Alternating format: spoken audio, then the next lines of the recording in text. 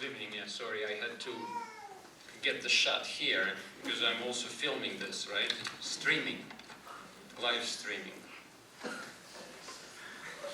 I wish I could see you, but I hope you see me.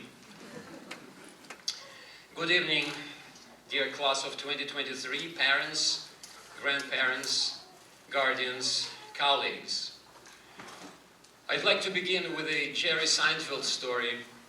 I believe I probably told this story in my class or during the advisory, so if any of the seniors heard this before, just pretend you didn't. As many of your parents and grandparents know, Jerry Seinfeld is one of the most successful comedians of the 1990s, especially famous because of his television sitcom called Seinfeld that he co-wrote and starred in. And by the way, the show is still available and still very funny. But the story is from Jerry's childhood. When Jerry was a teenager, he loved to hang out with his father, who was a very funny man. He was also a door-to-door salesman, his father.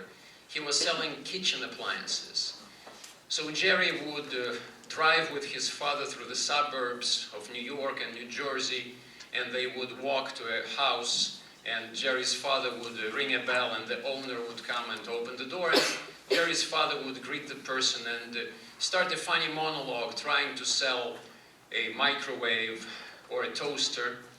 And the person would listen to this, sometimes with a deadpan, with a blank expression, sometimes with a smile, sometimes would even laugh, but most likely at the end the person would say, sorry, but we already have a microwave, or we don't need this toaster. And very often Jerry's father, on the way back to the car, he would turn to his son and he would say, you know, Jerry, sometimes I don't really care whether I sell or not, as long as I make this person laugh. That's my story. That's not my story, but that's Jerry Seinfeld's story.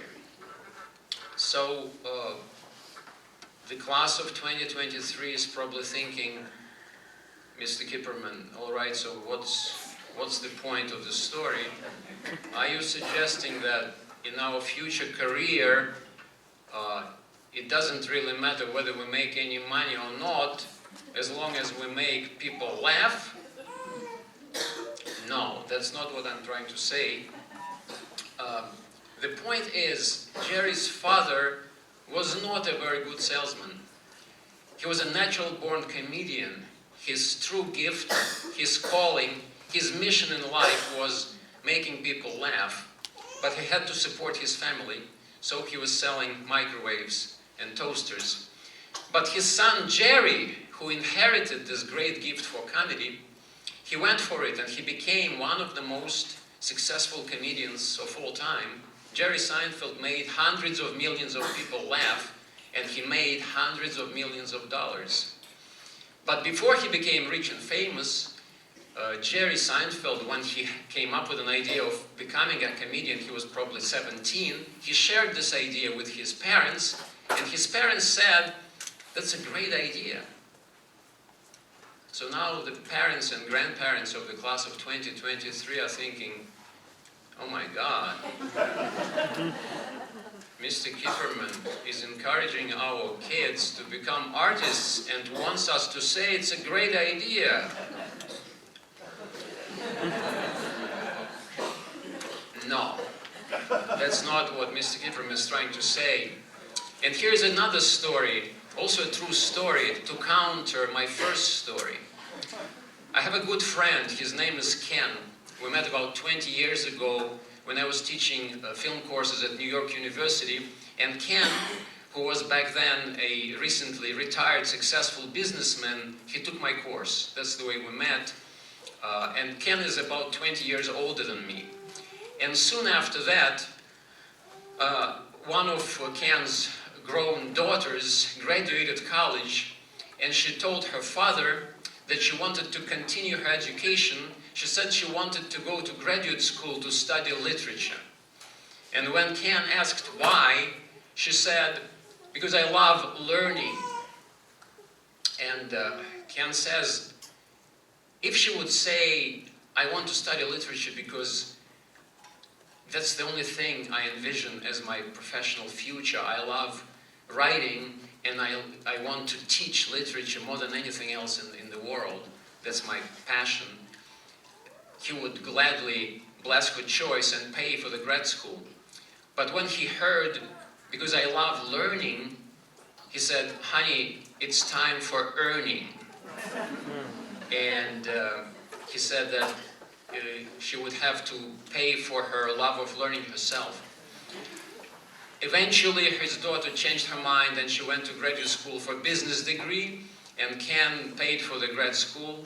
And now she's a very happy and fulfilled professionally business professional, making a lot of money. So now the class of 2023 is thinking, Mr. Kipperman, your second story contradicts your first story completely. Why are you confusing us? What's the point? The point is, try to find your true calling.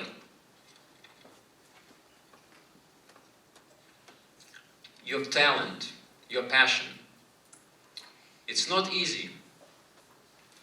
If you love something, doesn't mean you have a gift for it.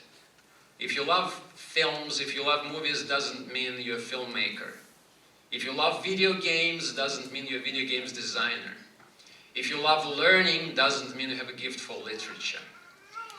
Having a gift is when nothing can stop you from doing this one and only thing, and when you're doing it, you're forgetting about time and food and all the temptations of the world, and at the end you produce something that is beautiful and unique. And it's unique because you made it yourself, without TikTok and without ChatGPT. I hope Dr. Pfeffer would forgive me for sharing this with you, but before he became a teacher, he was working on Wall Street. He was working in finance, making more money than he's making now. But he quit, and he became a teacher. Why? Because he found his true calling, his gift, his mission. Because those of you who took his courses will remember him 10 and 20 and 30 years from now. Because doing something that you love gives your life meaning, while doing something that you hate just for the money is a dreadful waste of life. So, try your best in the next 3-4 years to find, to discover your true calling, your gift, your mission. This discovery can come quickly, like it did for Jerry Seinfeld. It can take longer, like it was with Dr. Pfeffer. But when you discover it, then go for it. Make a strong case for your parents, defending your choice. They may support you or not. But choosing a career, like choosing a husband, a wife, or a friend, should be your choice, not theirs. And if you're right, and if what you've chosen is indeed your true gift, your mission, your calling, then you'll be good at this thing. You'll be better at this thing than others, and the success and money will follow. However, if in the next 3-5 years you still don't discover this thing that makes you forget about all the temptations of the world and, food and sleep and other things, and I'm not talking about video games, then do what the daughter of my friend Ken did. Go for stability and security. It's a wise, mature decision. Today, Ken's daughter is happier as a business professional than she should have been teaching literature. Now, a few tips that may help you to discover your true calling, your mission, your gift, before you settle for the security and stability. Number 1, respect criticism more than praise. Praise feels better, but we learn very little from it. We always learn from criticism. If the criticism is valid and constructive, it helps us grow, we improve, we get better. If the criticism is invalid and destructive, it builds our character. When you hear criticism, any criticism, whether you think it's right or wrong, gentle or mean, do that. Smile and say, thank you, that's interesting, I'll think about it. And do think about it.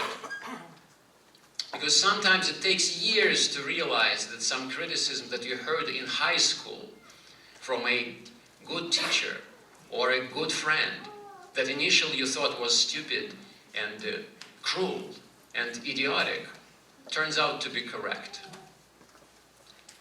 We live in a culture which first priority is not hurting your feelings, but it's a job of a true good parent and a good teacher and a real friend to tell you the truth. And the truth sometimes hurts our feelings. So when this happens, ask yourself, these words, were they meant to hurt me or to help me? And is there any truth in them? I had a student this term in my video production class. The first cut of his project was bad, but he was hopeful that it can be fixed in editing. I told him that the material is so weak, very little can be fixed in editing. Start over, I said. You can do so much better, I said. His initial reaction was negative. He didn't want to start over. He said, I don't care what the grade is, I'm moving on, I don't want to get back to this. A couple days later, he changed his mind. He started over, he filmed it again. He ended up with one of the best projects of the class. His video is now on the school's YouTube channel. I don't know if this experience had any importance for the student, but for me as a teacher, it was certainly the most rewarding experience of the semester. So, don't be afraid of criticism. There is more value in the phrase, you can do better, than in the meaningless, generic, I like it.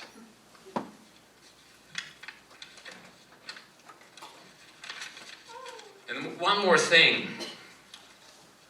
Words of praise and words of criticism, they're just words. They're not actions, they're not weapons, they're just words. You're strong enough to hear them, and you're smart enough to see the true intention of the speaker and to evaluate the importance of these words. A stupid or an awkward phrase does not necessarily mean that the speaker is evil. An opinion different from yours does not necessarily mean that your opponent is wrong. I told you two stories at the beginning. Both are true stories, but they're very different. So when you hear an opinion that is different from yours, you know what to do. You smile, you say, thank you. It's interesting, I'll think about it. And do think about it. In conclusion, I'd like to thank you, class of 2023, for all the meaningful and memorable and fun moments you're living here with us on the mountain. Some of these moments you're about to see in the slideshow. So now you are leaving the small world of the Storm King School to enter the big, exciting, challenging, and scary world of the rest of your lives. In the world of grown-ups, there are no A pluses and B minuses. There are no GPAs or SATs. In the real world, there are jobs well done and jobs failed. There are also relationships created and sustained, and relationships abandoned, betrayed, and destroyed. No more blackboard assignments. From now on, create your own assignments, your own deadlines, and grade yourselves. And please, grade yourselves harder than we did. The greatest treasure of a free society is your free will. Is your free will to choose for yourself a job, a husband, a wife, a friend. Choose wisely. Thank you.